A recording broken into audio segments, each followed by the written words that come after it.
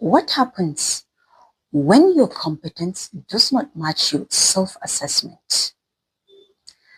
There are two important self-assessments today. These are self-esteem and self-evaluation.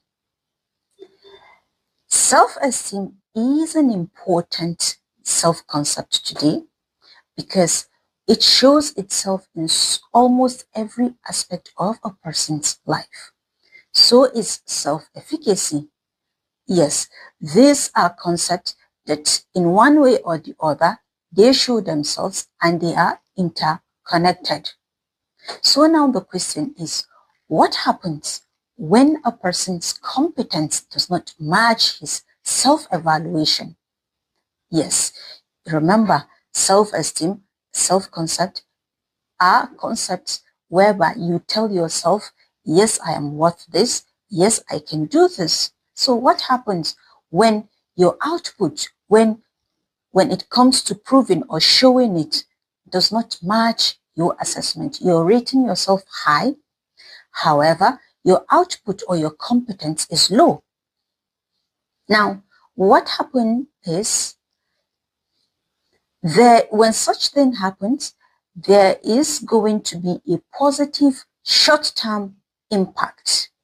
Yes, there is going to be a boost, more like a booster, but that boost is going to be there for a short term, a short stay. However, for a long-term impact, this is where a person his output has to be commensurate with his assessment. And so in a situation where the output is not up to the self-assessment, there is a need for a person to put in strategies and work that will allow your output or your competence to match up with your self-assessment, with what you're telling yourself. Yes, I am worth this.